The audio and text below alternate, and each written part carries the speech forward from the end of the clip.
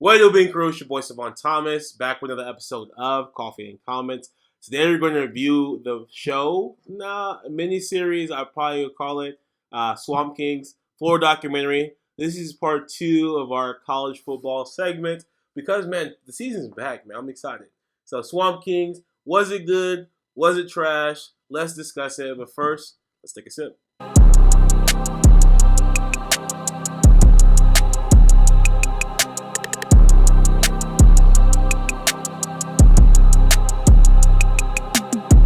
So for those who haven't seen, Swamp Kings is actually a 4-episode mini documentary on Netflix detailing the 2005 to really 2008 Florida Gators, 2009 Florida Gators, but it does go up into 2010 technically because Urban Meyer was there in 2010, and it goes through like Urban Meyer's career path of being at Florida and the championships that they won, right? And those teams, headlined by the man himself, Tim Tebow, one of my favorite people, one of my favorite authors as well. I actually read his books, listen to a lot of his Christian podcasts as well.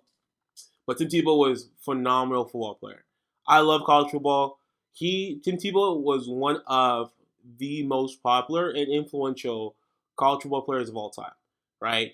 For me, Cam Newton is the best college football player of all time. Like quarterback wise, the best player of all time in my opinion is Reggie Bush.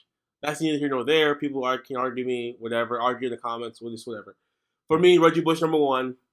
Number 2, Cam Newton. A lot of people love Joe Burrow. I like the guy. I'm not like I don't hate the guy, but it's not that big of a like. I'm like, man, Joe Burrow. But Tim Tebow is like top 5, if not top 3. One of the greatest and most influential players I think to ever play the game. So it was cool to see this documentary. Now going into the documentary, what I thought I'd see was what everybody else thought they'd see, right? Which is all the controversy that came after those seasons, right? Because there were 41 of the team that won championship in 2004 from Florida. 41 people were arrested, right, with different charges. You thought we'd see some of that. We thought we'd see some of Aaron Hernandez, and like what happened with Aaron Hernandez post college with him going to jail and stuff like that, and touching on that. Thought you talking about Cam Newton, right? And the whole situation with laptop. And there's other things that happened in Florida that Riley Cooper, being racist, saying that, whatever. There's so many different things that people thought what they'd see within this documentary, that I thought I'd see too, but none of it was present.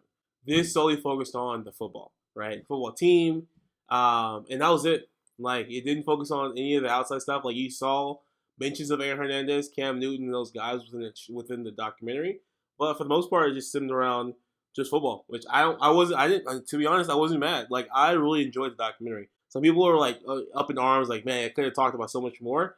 I liked it. Like, I thought this was really good because it detailed what I love, which is actual football. Like, I was interested in seeing the drama.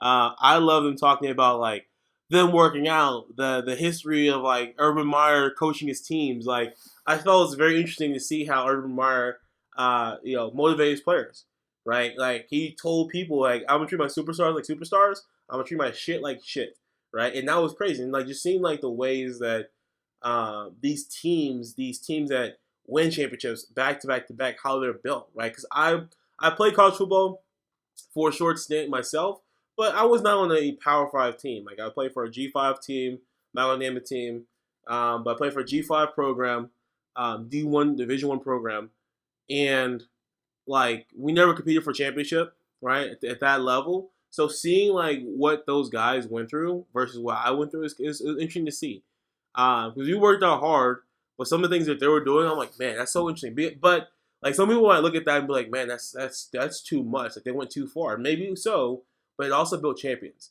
right? And I was taught like sometimes you got to pay the price, and the price might be everything you got, right, plus more. So it was cool. It was cool seeing that aspect of the show. Them going through every single season as well. '05, because for me, my football fandom really kicked off in '04. '03, '04 is when I really got into like college football and understanding the game more, like really like growing my love. At that time, OU was the love, but USC was a darling with Reggie Bush and those guys.